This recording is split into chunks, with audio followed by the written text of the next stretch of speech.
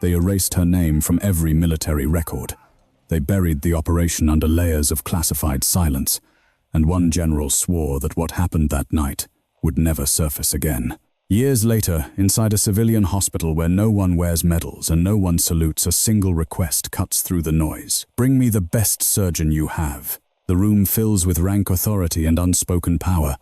Then the operating room lights come on. A woman steps forward from the shadows, calm, precise, unreadable. For everyone else, she's just another surgeon in scrubs. But for the general on the table, time stops. His breath catches. His eyes widen. And for the first time in decades, fear crosses the face of a man who once commanded entire divisions. Because he doesn't see a doctor. He sees the past he tried to destroy standing inches from his heart.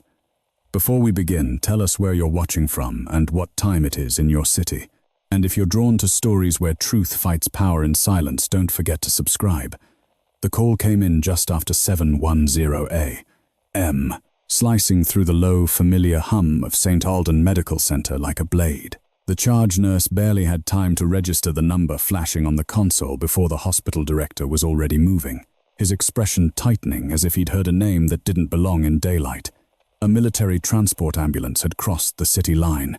Its patient was classified. Its condition was unstable, and its demands were non-negotiable.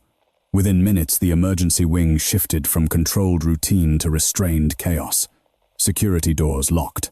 Elevators were rerouted. Two men in dark suits, no insignia, no names, appeared beside the nurse's station, scanning faces and exits with the quiet precision of people trained to expect threats where others saw none. The patient arrived under a veil of procedural silence. General Thomas R. Whitmore, age 63, weighed just under 200 pounds and stood well over 6 feet when upright, though now he lay motionless on the gurney skin, ashen, breathing shallow. His blood pressure was erratic. His temperature hovered at 102.6 Fahrenheit. Internal bleeding was suspected, complicated by a rare vascular anomaly that had baffled his private physicians for months. As the gurney rolled through the corridor, conversations died mid-sentence. Doctors stepped back instinctively. Nurses straightened without realizing why. Authority radiated from the unconscious man like heat from a furnace long after the fire had burned out. The general was rushed into a secured trauma bay. Monitors flared to life.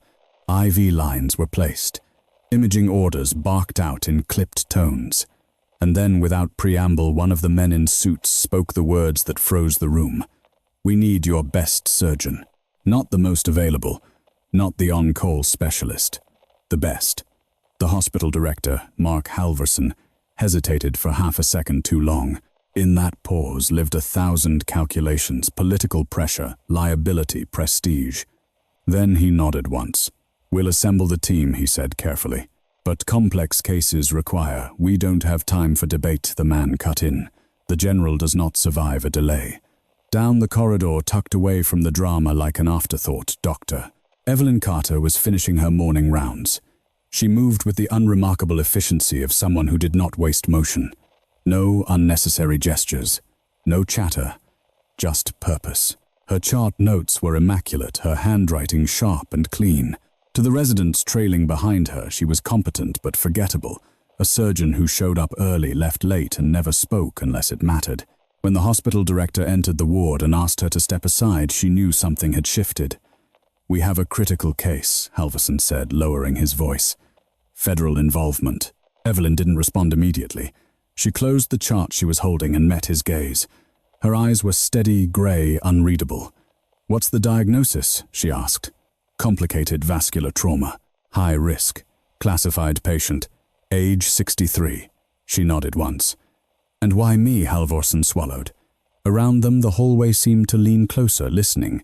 "Because you have the highest success rate with this specific anomaly," he said. "And because you don't panic." A lesser compliment than he realized. Across the hospital, word spread faster than protocol allowed. Some of the senior surgeons bristled when Evelyn's name surfaced. She wasn't flashy. She didn't publish aggressively. She avoided conferences and awards ceremonies. To some, she was an odd choice, too quiet, too private, too distant from the politics that defined advancement. One surgeon muttered under his breath that a case like this required someone with military experience. If Evelyn heard, she didn't show it. In the trauma bay, General Whitmore stirred for the first time. His eyelids fluttered. The monitors chirped in agitation. A nurse leaned close, speaking calmly, grounding him in the present. "Sir, you're in a hospital. You're safe." His eyes opened briefly, sharp assessing even through the haze of pain. He tried to speak but failed. Still, his authority cut through the room without sound. When the man in the suit leaned down and told him they were bringing in the best surgeon available, the general gave the smallest nod. Approval. Expectation. "What's her name?" he rasped. There was a pause, not long enough to draw suspicion, just long enough to matter. "Dr. Carter," the man said. "Evelyn Carter." The general's face showed nothing. His eyes closed again as medication pulled him under. But somewhere beneath the calm exterior, something old shifted like a pressure system forming far out at sea. Evelyn changed into surgical scrubs without ceremony. As she tied her mask strings, her reflection in the locker mirror looked exactly as it always did. Brown hair pulled back, tight faint scar along her left wrist that most people never noticed. Posture straight without stiffness. Yet beneath the surface, her thoughts moved faster. A general, federal security, a case wrapped in silence. She had built her civilian life, carefully brick by brick, choosing anonymity over recognition. Hospitals like St. Alden were safe, predictable. They didn't ask questions about the past unless you volunteered answers. As she walked toward the operating wing, she felt the subtle tightening in her chest that came only when doors closed behind her and the world narrowed to a single objective. In the prep area, a nurse she'd worked with for years glanced at her hands. "You good?" the nurse asked quietly. Evelyn flexed her fingers once. "I'm good." The operating room doors slid open. Bright lights flooded the space. Stainless steel gleamed. Machines hummed with restrained urgency. The surgical team fell into place, watching her with a mix of curiosity and doubt. On the table lay the general, motionless, vulnerable in a way few had ever seen him. Evelyn stepped inside and took her position without fanfare. She did not look at his face yet. Outside the room, one of the men in suits watched through the glass, his jaw tight. He couldn't explain why, but a cold unease had settled over him the moment Dr. Carter had been selected. Inside, as Evelyn reached for her gloves, the general's heart rate spiked just slightly, just enough to register. Somewhere deep beneath layers of authority, memory stirred, and the lights continued to burn, unforgiving and bright. The operating room settled into a tense, unnatural quiet, the kind that came not from calm but from restraint. Every movement was measured. Every sound seemed louder than it should have been. The soft beeping of monitors marked time like a countdown no one dared to acknowledge. "Doctor." Evelyn Carter stood at the head of the table, eyes scanning the vitals without emotion. Blood pressure fluctuating. Oxygen levels dipping. The anomaly was exactly where the scans had suggested, twisted, fragile, and unforgiving. A mistake here wouldn't just cost a career. It would cost a life that carried consequences far beyond the room. To the surgical residents watching her, she appeared unshaken. Her voice, when she spoke, was level. "Scalpel." The instrument was placed into her hand instantly. She didn't look at the nurse who passed it, didn't need to. Her awareness filled the room in a way that was difficult to explain and impossible to ignore. What none of them could see was the internal line she was walking, because Evelyn wasn't just operating on a patient. She was standing inches away from a past she had spent years outrunning. As she made the initial incision, her mind flashed not to blood or pain but to heat, to sand grinding between her teeth, to the suffocating weight of body armor under desert sun. She pushed the memory aside with the same discipline she applied to everything else. Focus was survival. It always had been. Across the table, General Thomas Whitmore lay unconscious, but his body betrayed him. His heart rate remained elevated. Not dangerously so yet, just enough to suggest his system recognized a threat his mind had not fully processed. Evelyn noticed. She always did. "Anesthesia, keep him steady," she said quietly. The anesthesiologist nodded. "We're compensating." As the procedure progressed, the complexity became impossible to ignore. The vascular structure was worse than the imaging had suggested. Damaged tissue fused in ways that made conventional approaches useless. Several of the assisting surgeons exchanged uneasy glances. One of them, Dr. Alan Pierce, leaned in closer. He was older, respected, and not accustomed to deferring without question. "This is aggressive," he said under his breath. "Are you sure you don't want to reroute?" Evelyn didn't look at him. Her hands continued moving with precision. "If we reroute, we risk total collapse," she replied. "This vessel won't tolerate the pressure shift." Pierce frowned. "That's not standard. It's not a standard case," she cut, in her tone calm but immovable. There it was, not raised, not sharp, but final. Pierce hesitated, then stepped back. Something in her posture, her certainty, had silenced him more effectively than authority ever could. Outside the operating room, the tension was escalating. 2 additional military officers had arrived, their presence stiffening the already locked-down corridor. Whispers traveled in half-sentences. Rumors bloomed and died before taking shape. No one officially acknowledged who the patient was, yet everyone knew. Inside, Evelyn adjusted her angle and paused. For the first time since entering the room, she looked at the general's face. The years had carved deep lines into him, but she recognized the structure instantly. The sharp cheekbones, the strong jaw, the mouth that had once issued orders that changed lives with a single word. Her breath slowed. She knew him. Not from the news, not from photographs, from a tent lit by flickering bulbs half a world away. She said nothing, but something shifted between them, invisible and electric. The general's eyelids twitched beneath sedation, his lips parted as if forming a word that never made it out. The monitor responded with a sharp blip.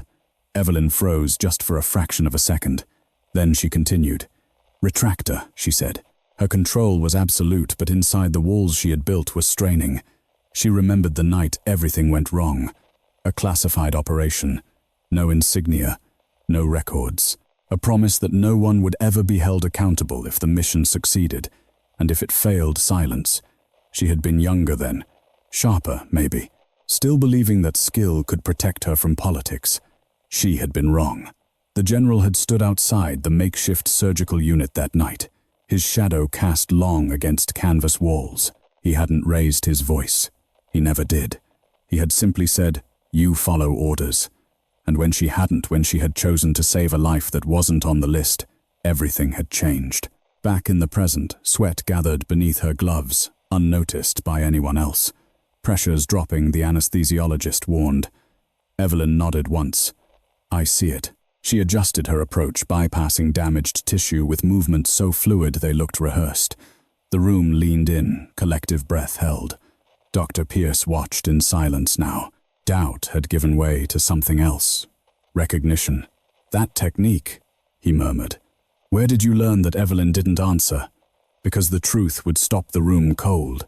The general stirred again. This time his eyes cracked open, unfocused but searching. The bright surgical lights reflected in them like distant stars.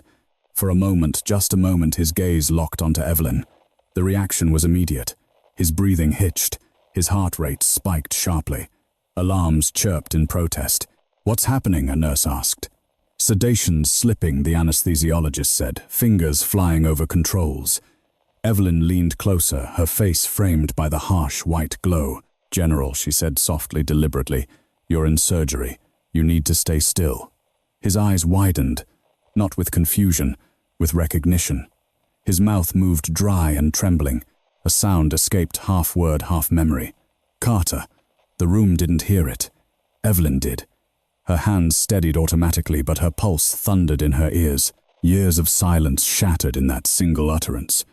She met his gaze fully now. "Yes," she said quietly, just loud enough for him. "It's me." For the first time since entering the hospital, General Thomas Whitmore looked afraid. And as the monitors screamed their warning, everyone in the operating room sensed it at once. This surgery was no longer just about survival. It was about reckoning. The alarms were silenced quickly, but the tension they left behind clung to the air like static after a lightning strike. The anesthesiologist adjusted the drip, coaxing the general back into controlled sedation. His eyelids fluttered once more, then fell still. But the damage was done. Dr. Alan Pierce had noticed the spike. So had the circulating nurse.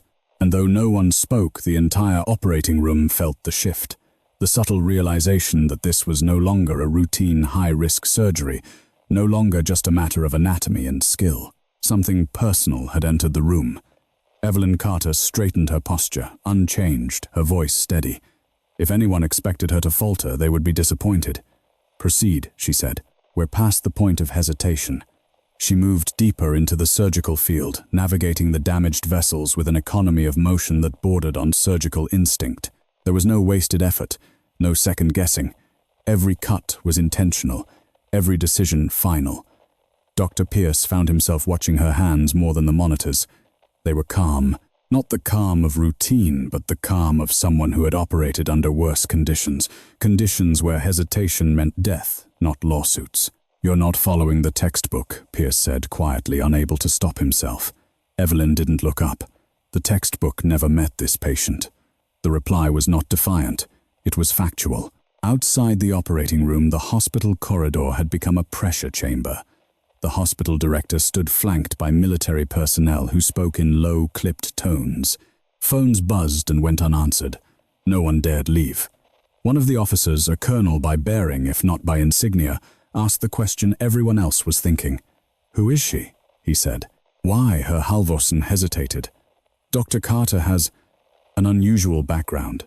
"That's not an answer. It's all I have." Back inside, Evelyn adjusted the retractor and paused just long enough to study the vessel wall. The anomaly was worsening, tissue thinning, threatening collapse. A standard approach would fail here. She knew it. She had known it from the first scan. "This next part is critical," she said to the room. "I need absolute stillness." The team complied instantly. As she worked, memories rose unbidden, not as distractions, but as data. A field hospital with flickering power, a generator that failed mid-procedure, a patient whose name she was never allowed to know. She had learned then how to operate without support, without certainty, without permission. The general's chest rose and fell shallowly beneath the drapes. He looked smaller now, mortal. Evelyn wondered briefly if he knew how close he had come to dying that night years ago, if he knew she had saved more than one life in defiance of his command. She doubted it. Men like him rarely saw past outcomes to the people who paid the price. "Pressure's stabilizing," the anesthesiologist said. "Good," Evelyn replied. "We're not done." Dr. Pierce leaned closer, his voice lower now. "You spoke to him. It wasn't a question." Evelyn's hands didn't pause. "I gave him instructions. That wasn't what I meant." Silence stretched between them, filled only by the hum of machines. "You recognized him," Pierce said carefully. "Didn't you?" Evelyn finally glanced at him. Her eyes were cool, assessing. "What matters," she said, "is that I can fix what's broken." Pierce held her gaze for a long second. Then he nodded once and stepped back. Respect earned, not granted. The surgery dragged on. Minutes blurred into hours. Sweat dampened brows beneath surgical caps. Muscles burned from sustained precision. Still, Evelyn never wavered. When the final suture was placed, the monitors told the story before anyone spoke. Stable. Breathing steady. The vessel repaired. A collective exhale moved through the room. "We're closing," Evelyn said. As the team began the final steps, the general stirred again, less violently this time. His face tightened as consciousness brushed against him. Evelyn didn't lean in now. She didn't need to. He knew. Even half-conscious, his mind clung to the recognition it had grasped earlier. The past had found him, and it had done so not in a courtroom or a hearing room, but on an operating table, helpless and exposed. When the surgery ended, the general was transferred to recovery under heavy guard. Orders were given in hushed tones. Protocols activated. No one congratulated anyone else. This was not a victory anyone knew how to celebrate. Evelyn removed her gloves slowly. The room felt too bright. Dr. Pierce watched her strip off her gown and mask. Beneath the clinical layers, she looked suddenly tired, not physically, but in a way that suggested old doors had been forced open. "You could have stepped aside," he said. "After what happened." Evelyn paused, considering. "I don't get to choose my patients," she said. "Only my standards." He studied her, then nodded. "That's admirable." She met his eyes. "It's necessary."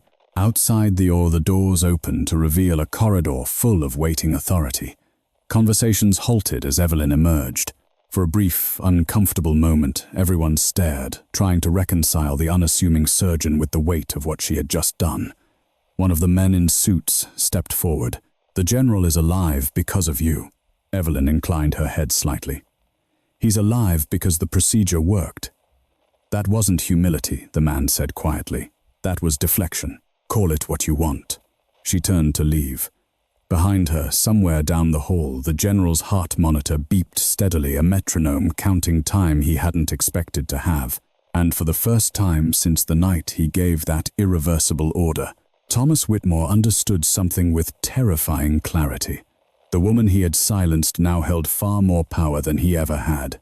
Recovery was quieter than the operating room, but the silence carried more weight. General Thomas Whitmore lay in a private ICU suite, sealed off from the rest of the hospital. Armed guards stood at the door, their posture rigid, eyes forward. No press, no visitors, no unnecessary movement.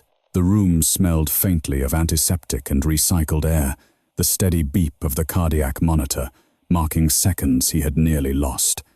Evelyn Carter did not go home.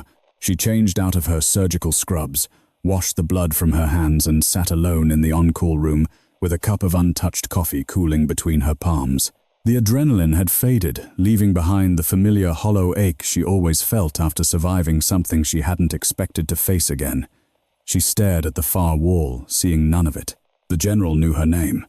Not a civilian name on hospital rosters, not the carefully reconstructed identity she had built piece by piece. He had spoken it the way it used to be spoken, like a command wrapped in certainty. That scared her more than she wanted to admit. A knock came at the door. "Doctor!" Alan Pierce stepped inside, closing it softly behind him. His usual confidence was muted, replaced by a gravity that matched the hour. "He's stable," Pierce said. "They're saying he'll make a full recovery." Evelyn nodded once. "Good." Pierce hesitated. "That's all you're going to say," she met his gaze. "It's all that matters." He studied her carefully now, as if trying to see the shape of something she had spent years concealing. "You didn't just save a general," he said. "You changed the trajectory of a lot of people's lives tonight." Evelyn looked down at her hands. They were steady again. They always were eventually. "That wasn't my concern," she replied. Pierce exhaled slowly. "You're not wrong, but the people outside that room, they don't think like surgeons." As if summoned by his words, the door opened again. This time it was the man in the dark suit, the one who never introduced himself. "Dr. Carter," he said, voice low. "The general has requested to see you." The sentence landed like a dropped instrument. Evelyn's first instinct was refusal, not out of fear, but out of self-preservation. She had done her duty. More than that, she owed him nothing beyond the operating table. "Is he lucid?" she asked. "Enough," the man said, and persistent. Pierce glanced between them. "Enough. Enough, the man. Enough, the man." "You don't have to, I know," Evelyn said quietly. She stood. The walk to the ICU felt longer than it should have.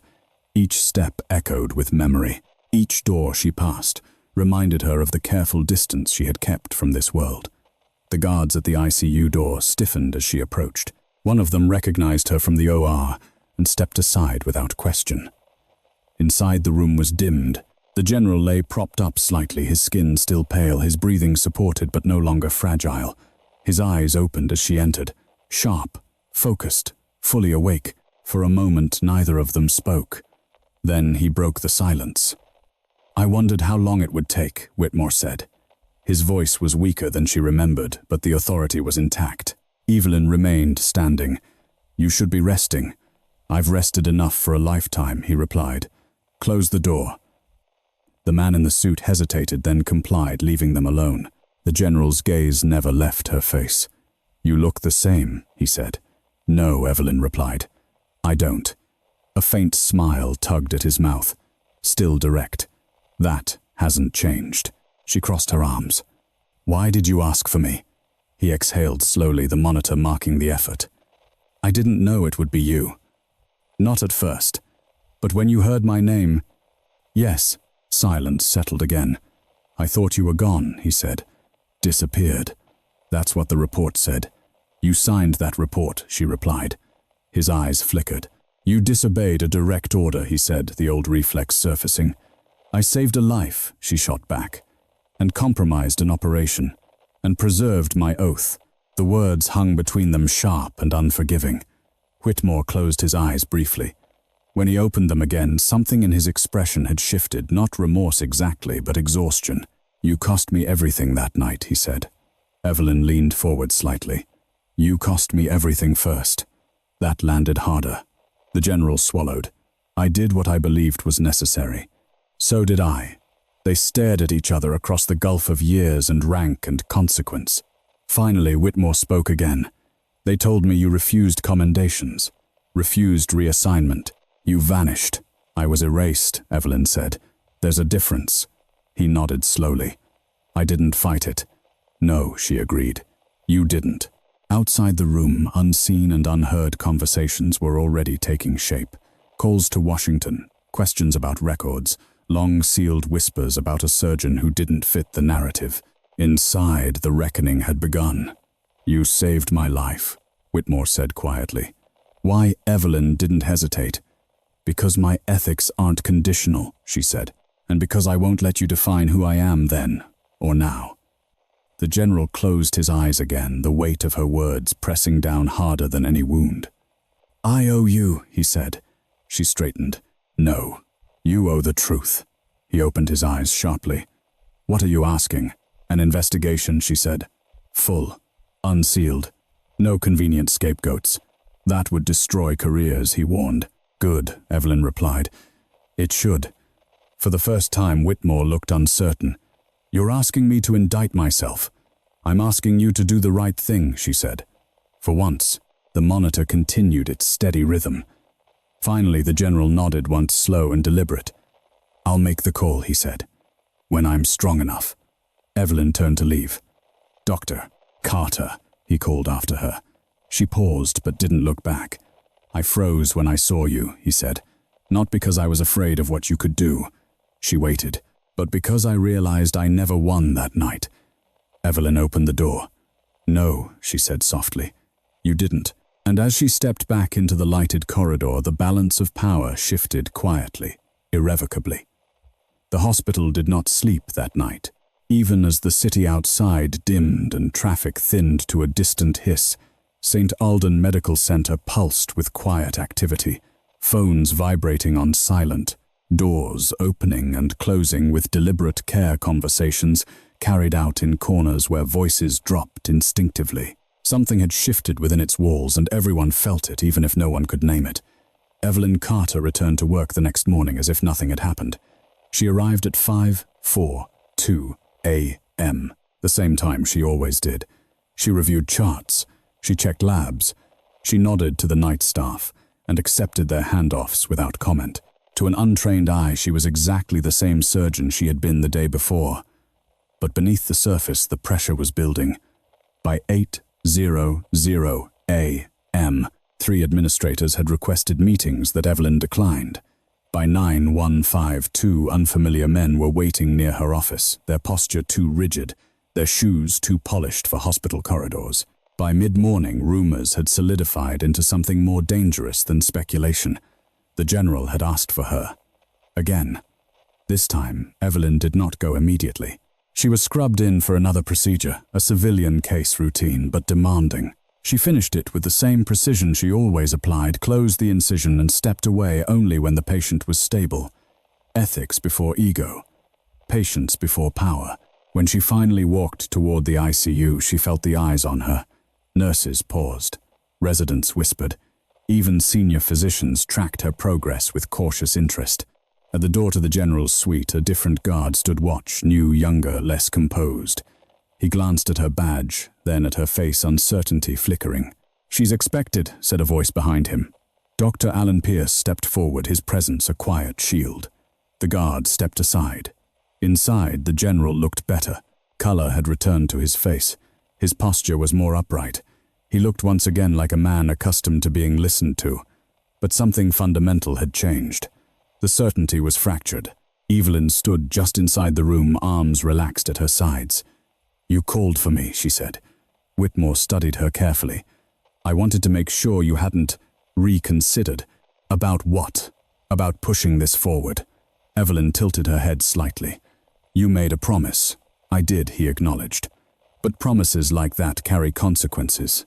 So does silence. The general gestured to the chair across from him. Evelyn did not sit. "You should know," he said, "that once this starts, it won't stop at me." Evelyn's voice was even. "It never does." Whitmore's gaze sharpened. "You're prepared for that." "I've been prepared for it for years," she replied. "You're the one catching up." The truth of it seemed to settle heavily on him. "I made the call," he said finally. "Internal Affairs, Inspector General, Civilian Oversight." Evelyn felt no surge of triumph, only a quiet release of tension she hadn't realized she was carrying. And she asked, "They're reopening the file," he said. "All of it." A memory flickered behind his eyes, one he had buried deep. "That operation was never meant to be exposed," he continued. "Too many people benefited from it staying buried." Evelyn crossed her arms. "Then they shouldn't have buried the wrong thing." Whitmore exhaled. "You're going to be contacted."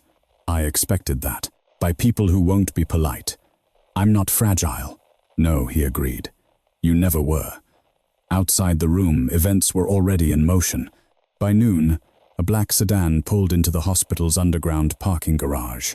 By early afternoon, a woman with a federal badge and an expression carved from restraint was reviewing decades-old documents in a secured office 2 floors below Evelyn's operating room.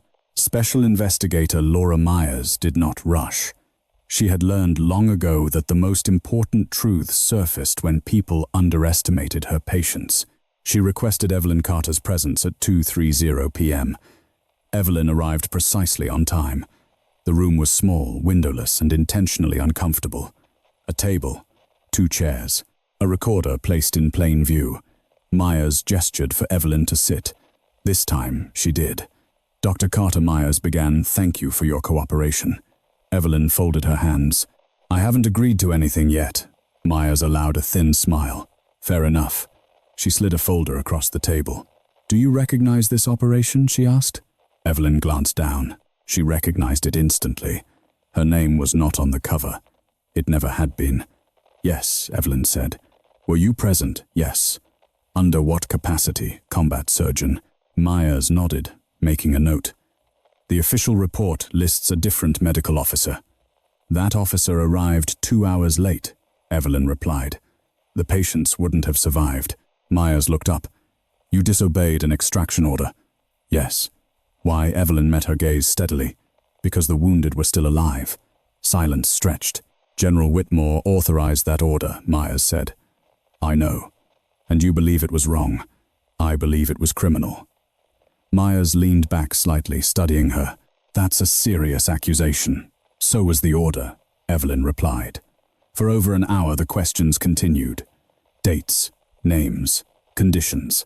Decisions made in seconds that carried decades of consequences. Evelyn answered them all. Not defensively, not emotionally, truthfully. By the time the interview ended, the recorder had captured more than testimony. It had captured clarity. Outside the room, Pierce waited. "How'd it go?" he asked quietly as they walked back toward the surgical wing. "It started," Evelyn said. "That's enough."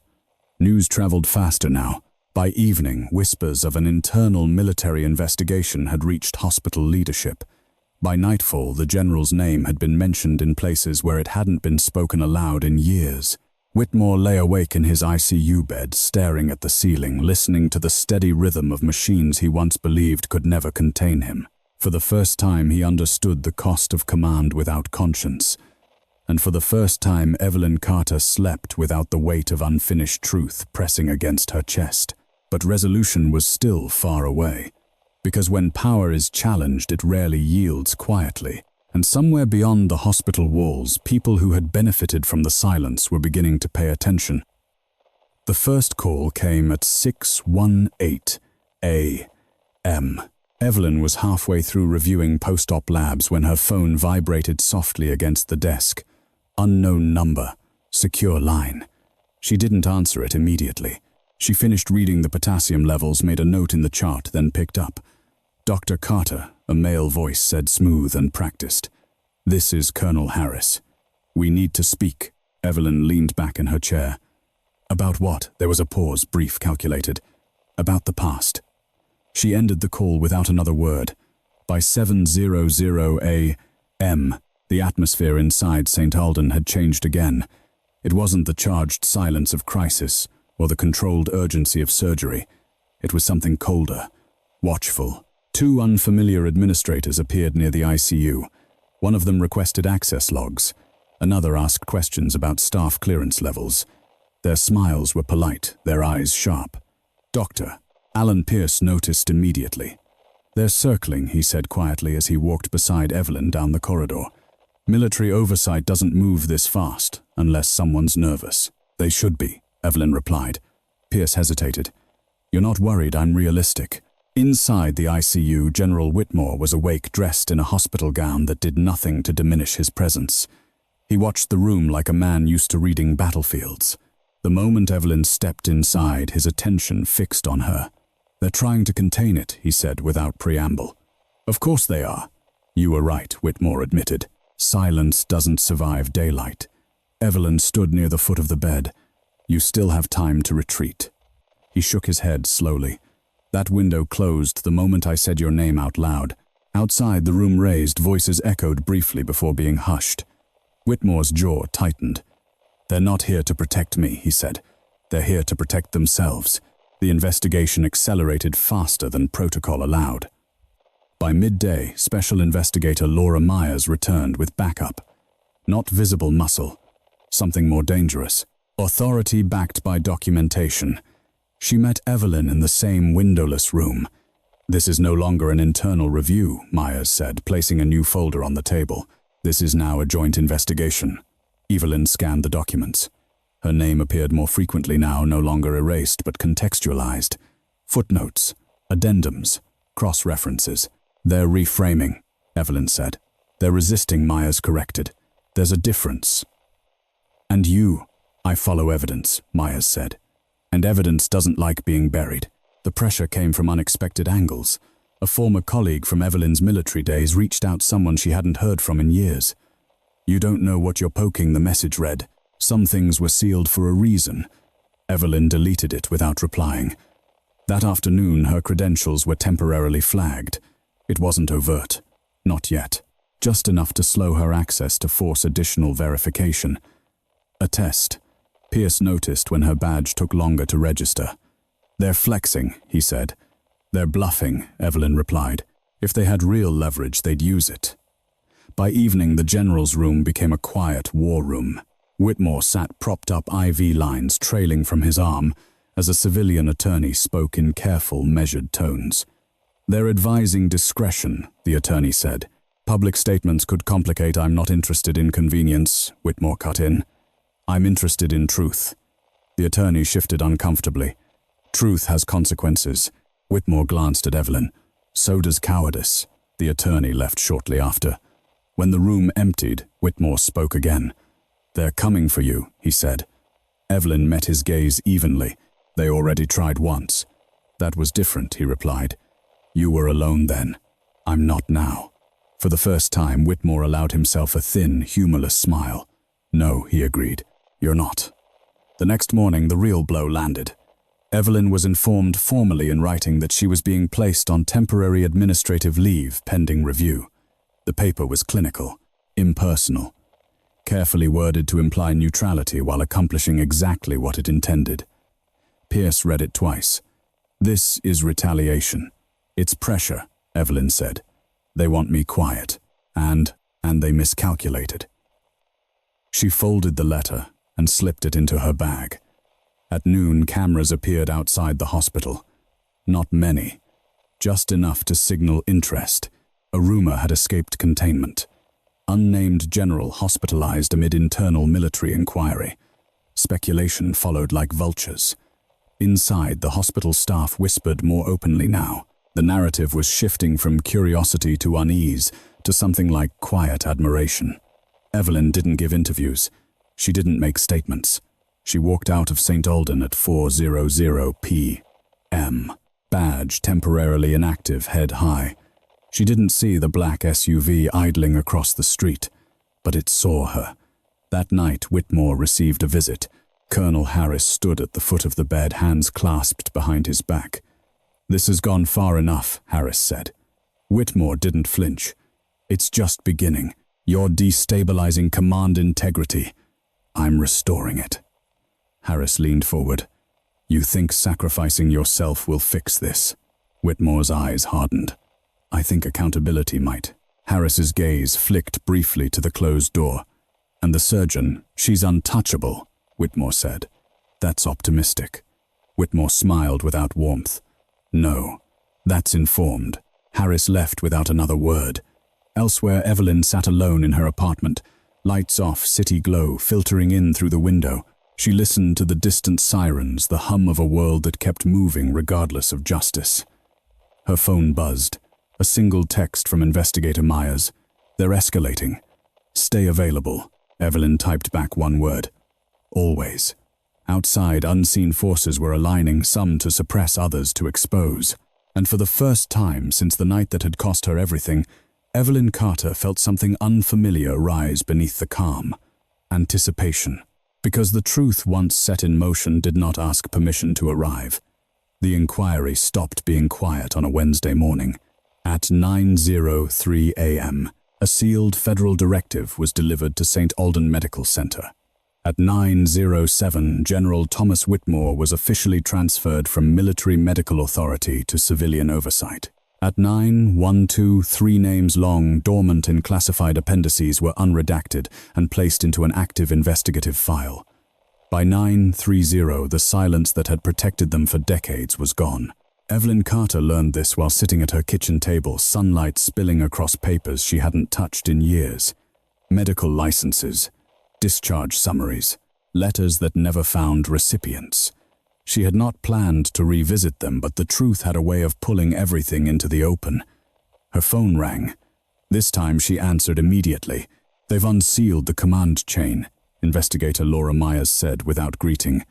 That puts you at the center. Evelyn exhaled slowly. About time. It also means they're shifting strategy, from pressure to exposure. From denial to deflection, Myers corrected. They'll try to turn this into a tragic misunderstanding. A fog of war narrative. Evelyn's voice hardened. People died. Yes, Myers agreed. And someone signed the order. There was a knock at Evelyn's door. She didn't move. Another knock, firmer this time. Myers heard it through the line. Are you expecting anyone? No, Evelyn said. But I know who it is. She stood, crossed the apartment and opened the door. Colonel Harris stood in the hallway, dressed in civilian clothes that failed to disguise military posture. 2 men lingered several feet behind him, faces blank. Dr. Carter Harris said, "May we come in?" No, Evelyn replied. Harris's jaw tightened. This doesn't need to become adversarial. It already is. He lowered his voice. You're being positioned as the fulcrum of this investigation. That's not an accident. Evelyn folded her arms. Neither was the order you're trying to protect. Harris glanced past her into the apartment at the papers, the boxes, the life she had rebuilt. You were young, he said. Idealistic. You made a call under pressure. I made the only ethical call, she replied. You made the convenient one. Harris's expression cooled. You don't understand the implications. I understand them perfectly, Evelyn said. I just don't fear them. He studied her for a long moment, then nodded once. Very well. He turned to leave, then paused. You should know they're preparing a hearing. Evelyn didn't blink. So am I. The door closed. Back at St. Alden, General Whitmore watched the fallout unfold from a hospital bed that had become a temporary command post. Screens displayed news feeds without sound. Subtle headlines crawled beneath anchors, measured expressions. Internal military review reopened. Sources cite decades-old operation. General under civilian oversight. Whitmore felt the weight of it settle into his bones. He requested a phone. When the line connected, his voice carried none of its former authority, only resolve. I want to testify, he said. There was silence on the other end. Then that would be unprecedented. So was the order, Whitmore replied. Schedule it. Across the city, Evelyn received the same notice. A formal summons. Not as an accused. As a witness. The hearing room was stark and unadorned. No flags. No grandstanding. Just a long table, microphones and faces trained in the art of neutrality. Evelyn sat straight-backed, hands folded. She wore no uniform, no symbols. Just a dark blazer, and the composure of someone who had already lost everything once. When she spoke, she did not embellish. She described the operation in precise terms: location, conditions, injuries. She detailed the order she had been given, the moment she chose to ignore it, the consequences that followed. "Why did you disobey?" one panelist asked. "Because my duty was to the living," Evelyn said, "not to a timeline. And you understood the cost, I paid it." Another panelist leaned forward. "If placed in the same situation again, I would make the same choice," Evelyn replied. Without hesitation, the room was silent. Then General Whitmore was wheeled in. The contrast was striking. Once a man whose presence alone commanded obedience, he now entered vulnerable, exposed not by illness but by truth. He spoke slowly, carefully. "I authorized the extraction order," Whitmore said. "I believed it necessary to preserve strategic integrity." "And now," a panelist asked, "I believe it was wrong." A murmur rippled through the room. Whitmore continued, "Dr. Carter acted against my command. In doing so, she upheld the very principles I claimed to defend." He turned his head slightly toward Evelyn. "I punished her to protect myself." The admission landed like a blow. The hearing recessed shortly after. Outside, the press waited, but Evelyn did not face them. She didn't need to. The record spoke for itself now. By evening, consequences began to surface. Retirements announced effective immediately. Commands reassigned. Commendations rescinded. Not all justice was visible, but enough. That night, Evelyn stood alone on her apartment balcony. The city spread beneath her in a lattice of light. Her phone buzzed with a final message from Myers. "They're closing ranks, but they can't close this." Evelyn typed back. They never could. In a hospital room across town, General Whitmore stared at the ceiling, unburdened for the first time in years. He knew what would follow: loss of status, legacy, rewritten judgment without ceremony. But he also knew this: the woman he had tried to erase had stepped fully into the light, and this time no one could force her back into the shadows. The aftermath did not arrive all at once. It came in fragments, quiet confirmations, carefully worded notices, subtle shifts in behavior that spoke louder than any official announcement. The kind of consequences that moved through institutions, slowly reshaping them from the inside out. Evelyn Carter felt it first in the tone of her phone calls. Voicemails that once went unanswered were returned within minutes. Emails addressed her not as doctor in passing, but with deliberate formality. Even the hospital board, once distant, cautious, now spoke with a measured respect that bordered on deference. Still, she remained on administrative leave, not because the investigation demanded it, but because too many people were still deciding how dangerous it was to let her fully return. Dr. Alan Pierce met her for coffee 3 days after the hearing. A neutral location, public, glass walls and low music, nothing that invited secrecy. "They're stalling," he said, stirring his cup without looking at it. "Your reinstatement, your clearance, everything." Evelyn nodded. "Stalling is what people do when they've lost control." Pierce glanced up. "You don't sound frustrated." "I'm not," she replied. "They've already crossed the point of no return." Across town, General Whitmore was experiencing his own version of reckoning. He had been discharged from the hospital under civilian supervision, his movements restricted not by law but by scrutiny. Invitations disappeared. Calls went unanswered. The informal power he had wielded for decades dissolved with unsettling speed. For the first time since his early career, Whitmore was alone with his decisions. He requested a meeting with investigator Laura Myers. They sat across from one another in a quiet office that smelled faintly of old paper and stale coffee. No aides, no observers. "You understand what happens next?" Myers said. Whitmore nodded. "My career ends." "Yes. And my reputation." Myers didn't soften her answer. "It will be revised." He accepted that with a shallow breath. "And hers, that depends," Myers replied, "on how far the truth goes." Whitmore's gaze steadied, then let it go all the way. The report was released 2 weeks later. Redacted, but not enough. The operation was named. The order was documented. The deviation, Evelyn's decision, was contextualized, not as insubordination, but as ethical intervention under extreme conditions. For the first time, her actions were described accurately. The media reacted cautiously at first. Military stories carried weight and risk. But as more details surfaced, the narrative shifted. Not a rogue surgeon, not a rebellious officer, a professional who chose life when power demanded silence. Evelyn watched none of it live. She was in her apartment reorganizing boxes she'd left untouched for years. One of them contained an old set of dog tags hers issued under a name she no longer used officially. She turned them over in her palm, the metal cool and familiar. A knock came at the door. This time she knew who it would be. Dr. Pierce stood in the hallway holding a folder. "They've reinstated your credentials," he said, handing it to her. "Full access, no restrictions." She opened it, scanned the contents, then closed it again. "Thank you," she said. "That's not all," Pierce added. "The board wants you back, publicly." Evelyn's jaw tightened. "I didn't ask for that." "They know," Pierce said. "But they're asking anyway." Inside the folder was a second letter, an offer, Chief of Surgical Operations. She read it once. Then again. Pierce watched her carefully. "You don't have to decide now." "Yes," Evelyn said. "I do." She handed the folder back. "I'll return," she said. "As a surgeon. Nothing else." Pierce blinked. "You're turning it down. I'm declining the title," she clarified. "Not the work." He studied her for a long moment, then smiled faintly. "That's the most you answer I could have imagined." The hospital announced her return quietly.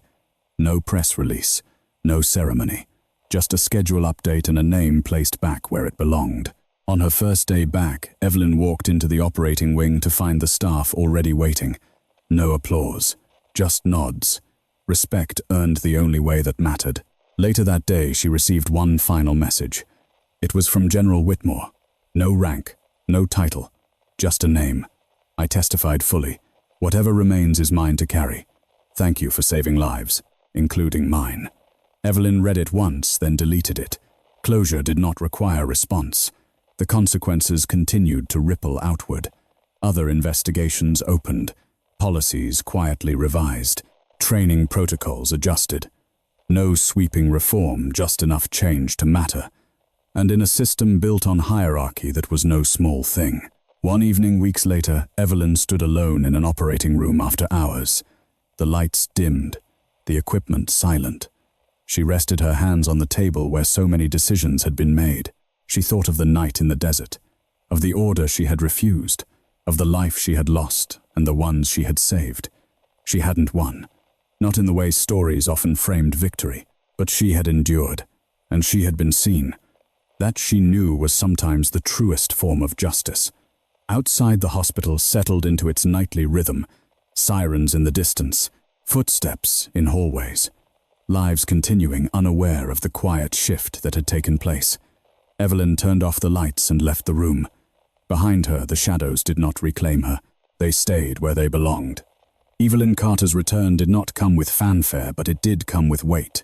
On her first official morning back in the operating schedule, she arrived earlier than usual. The hospital was still waking, lights, half-dimmed floors, freshly cleaned, the scent of antiseptic lingering in the air. She stood for a moment at the entrance to the surgical wing badge resting against her palm before clipping it back into place. The scanner blinked green. Access restored. Inside, the rhythm of the hospital resumed around her as if it had never paused. Gurneys rolled past. Nurses traded handoff reports. A resident hurried by with a tablet clutched to his chest, nearly colliding with her before stopping short. "Dr. Carter," he said, startled. I didn't realize you were back." "I am," she replied evenly. Word traveled faster than announcements. By mid-morning, the staff had adjusted not with gossip or spectacle, but with a subtle recalibration of respect. People listened more closely when she spoke. They deferred without questioning, not because of what had happened outside these walls, but because of what she had always been capable of inside them. The first case of the day was a multi-vehicle collision, nothing classified, nothing political, just broken bodies and limited time. Evelyn scrubbed in, reviewed imaging, and took her place at the table. For 3 hours, the world narrowed to tissue blood flow and the careful choreography of survival. When it was over, the patient was stable. Another life redirected away from the edge. As she removed her gloves, Evelyn felt something settle into place. Not relief, alignment. This was where she belonged. That afternoon, Dr. Alan Pierce, asked her to step into his office. "They're formalizing the outcome," he said, closing the door behind them. "The board wants your input." Evelyn folded her arms. "On what policy revisions? Surgical autonomy in high-risk scenarios. Ethical overrides." She considered that. "They want me to institutionalize what I did." "Yes, and take responsibility for it." Pierce nodded, publicly. Evelyn walked to the window, looking down at the city below. Traffic flowed. People crossed streets, unaware of the quiet negotiations happening above them. "I'll advise," she said finally. "But I won't be their shield." Pierce smiled faintly. "I didn't think you would." The proposals moved through committees with the friction one would expect. Some resisted, some delayed, but none outright refused. The hearing had changed the calculus. Silence was no longer safe. Evelyn participated without ego. She spoke when necessary, withdrew when politics threatened to drown substance. Over time, the framework took shape guidelines that placed ethical responsibility back into the hands of those closest to the patient. Not perfect, but better. Meanwhile, General Whitmore faded from public view. There was no dramatic fall, no televised condemnation, just a quiet sequence of resignations, reassignments, and revisions that rewrote his legacy without ceremony. Evelyn did not follow the updates. She didn't need to. One evening, as she prepared to leave the hospital, she found herself stopped near the ICU. The same corridor, the same doors, the same place where everything had begun. She stood there briefly, listening to the muted sounds of recovery machines, humming footsteps, passing lives, continuing. Then she turned away. At home, she opened the last box she'd been avoiding. Inside were fragments of a life she had compartmentalized for years, old photographs. A folded commendation letter never delivered, a small patch from a unit that officially didn't exist. She held the patch for a long moment, then placed it back in the box. Some things didn't need to be displayed to be honored. The following week, Evelyn was asked to speak to a group of surgical residents. Not about the investigation, about decision-making under pressure. She stood in a lecture hall filled with young faces, ambitious, idealistic, uncertain. "I'm not here to talk about heroism," she began. "I'm here to talk about responsibility." She spoke about preparation, about knowing your craft well enough that fear didn't dictate your choices, about the difference between obedience and integrity. "And understand this," she said, scanning the room. "There may come a moment when following orders is easier than doing what's right. That moment will define you." No one spoke when she finished, but they listened. That night, Evelyn received one final envelope at her apartment. No return address. Inside was a single document, a restored service record, her name correctly listed. No embellishment, no apology, just acknowledgement. She sat at the table, the paper spread before her, and felt the quiet satisfaction of something set right, not loudly, not completely, but enough. The next morning she returned to St. Aldan and stepped into another operating room, another patient, another chance to choose correctly. Outside, the world continued its complicated dance between power and accountability. Inside, Evelyn Carter worked, not as a symbol, not as a cautionary tale, but as what she had always been, a surgeon who refused to look away. And in a system that too often rewarded silence, that refusal had finally unmistakably mattered. The effects of the investigation did not end with policy memos or restored records. They seeped into the hospital, slowly altering conversations, reshaping assumptions, and forcing people to confront questions they had avoided for years. Evelyn Carter noticed it in the smallest moments. A resident paused before dismissing a nurse's concern. A senior surgeon asked for a second opinion instead of issuing an order. A tense case conference ended not with hierarchy but with consensus. None of it was dramatic, but it was different. One late afternoon, as rain streaked the windows of St. Aldan, Evelyn was called into a closed-door meeting with the hospital board. Not an interrogation this time, an acknowledgement. The room was lined with framed portraits of past administrators, men and women remembered for longevity more than courage. Evelyn stood while they spoke. "We want to be clear," the board chair said. "Your actions placed this institution under scrutiny." Evelyn nodded. "I'm aware." And yet the chair continued, "They also forced us to examine our own failures." Silence followed. "We won't pretend this was comfortable," another member added. "But it was necessary." Evelyn waited. "We would like you to lead the Ethics Advisory Council," the chair said at last. "Not as a figurehead, as a practitioner." Evelyn considered the offer carefully. "This role wouldn't be symbolic," she said. "I won't soften recommendations to preserve optics." That the chair replied is precisely why we're asking. Evelyn accepted with conditions: transparency, clinical autonomy, no interference from donors or outside agencies. The board agreed. Word of the appointment spread quietly, but it didn't take long for its implications to be felt. Difficult cases that once vanished into administrative limbo now came directly to Evelyn's desk. Surgeons sought guidance not because they were ordered to, but because they trusted her judgment.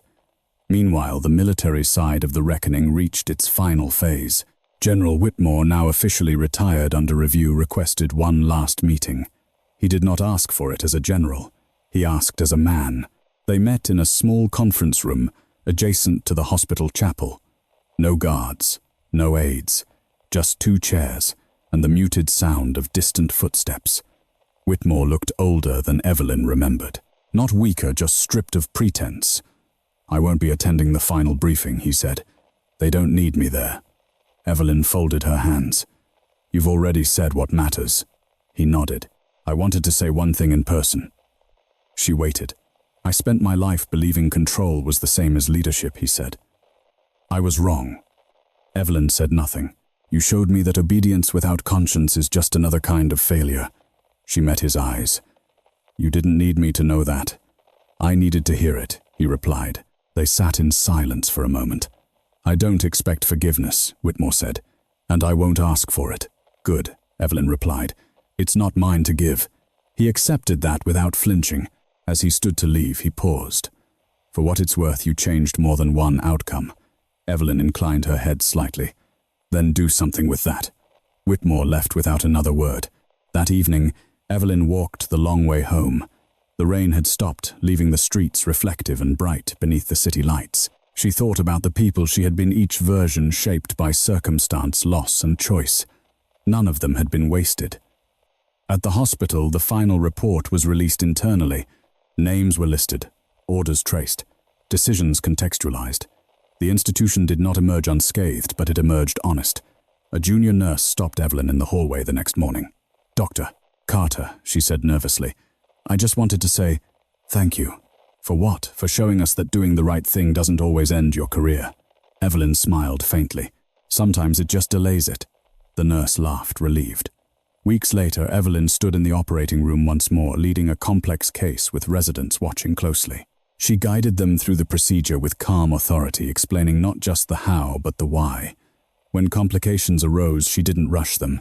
She taught them how to think under pressure, how to adapt without panic. This was legacy, not titles or headlines, but impact. At the end of the day, as she completed her notes, Evelyn received a final update from Investigator Myers. "The case is closed. Accountability assigned. No further action pending." Evelyn read it, then shut off her phone. Closure, she knew, was not an event. It was a process. That night, she placed the restored service record into a drawer, not hidden but not displayed. It belonged to her, and that was enough. She turned out the lights and rested, knowing that tomorrow would bring another case, another choice, another quiet test of integrity. And she would meet it the same way she always had. With clarity, with resolve, with her eyes open. The last consequence arrived without ceremony. No letter, no hearing, no final headline. It came instead on an ordinary Tuesday morning, wrapped in the mundane rhythm of hospital life. Evelyn Carter was already scrubbed in when Dr. Alan Pierce stepped into the anteroom holding a tablet instead of a chart. His expression was unreadable, not tense, not relieved, but settled. "It's official," he said. "The department closed the remaining review this morning." Evelyn adjusted her gloves. "No appeals, no," Pierce replied. "No reversals. No quiet loopholes." She nodded once. "Good." That was all. The operating room doors opened and the day moved forward. The case itself was difficult, but familiar vascular reconstruction, complicated by trauma margins, thin timing, unforgiving. Evelyn guided the team with the same steady authority she always had, her voice calm, precise, never wasted. The residents followed without question, not because she demanded it, but because her certainty was earned in every movement. When the final suture was placed and the monitors stabilized, there was no applause. Just a collective release of breath and the quiet satisfaction of work done correctly. Afterward, as the team dispersed, one of the younger residents lingered. "Dr. Carter," he said, hesitant. "Can I ask you something?" Evelyn removed her mask. "Go ahead. After everything that happened, did it feel worth it?" The question was honest, earnest. The kind that came from someone standing at the beginning of a career, still believing outcomes followed intention. Evelyn considered him carefully before answering. "It didn't feel like a choice," she said. "It felt like alignment." He frowned slightly. "Alignment. Between who I was," she continued, "and who I refused to stop being." The resident nodded slowly, absorbing that. Later that afternoon, Evelyn walked through the hospital corridors without urgency. People greeted her not with reverence, but with ease. The distance that had once existed between her and the institution was gone. Not erased. Resolved. In the administrative wing, a plaque was being quietly replaced. An old mission statement, vague and non-committal, gave way to something simpler. "Clinical judgment shall not be overridden by fear." Evelyn didn't stop to read it. She didn't need to. She had lived it. Across town, in a modest apartment far removed from the corridors of power he once dominated, Thomas Whitmore watched the sunset from a chair by the window. His phone rested face down on the table. It had stopped ringing days ago. He had lost the things he once believed defined him. Rank, access, influence. What remained was memory. He thought of the operating room lights, of the woman who had stood over him without hatred, without hesitation, of the realization that true authority had never been his to command, it had been hers to uphold. For the first time in years, the weight on his chest was not regret but acceptance. Back at St. Aldan, Evelyn finished her final consult of the day and stepped outside as dusk settled over the city. The air was cool, the streets alive, with people heading home carrying their own unseen burdens. She walked without escort, without recognition, exactly as she preferred. At home, she opened the drawer where the restored service record rested. She removed it once more, not to relive it, but to acknowledge it fully.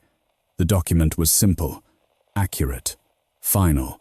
She placed it back and closed the drawer. The past no longer needed guarding. That evening, an email arrived from the hospital board. "We would like to formally recognize." Evelyn archived it without reading further. Recognition, she had learned, was not validation. It was a byproduct, and it could wait. The following week, she returned to the lecture hall not for a speech but for a workshop. No press, no observers. Just surgeons, nurses, and residents gathered around case files and real-world dilemmas. "What do you do?" Evelyn asked them, "when the system tells you one thing and your conscience tells you another?" The room was silent. "Because that moment will come," she continued, "and when it does, you won't have time to ask who's watching." She let that sit. Decide now who you are. When the session ended, people left quietly, thoughtfully. Seeds planted. Months later, St. Aldan Medical Center returned fully to routine.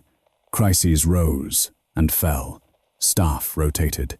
New challenges emerged. But something fundamental had shifted beneath the surface, a recalibration of courage. Evelyn Carter remained exactly where she had always been, in the operating room, at the patient's side, between power and consequence. She did not become a symbol.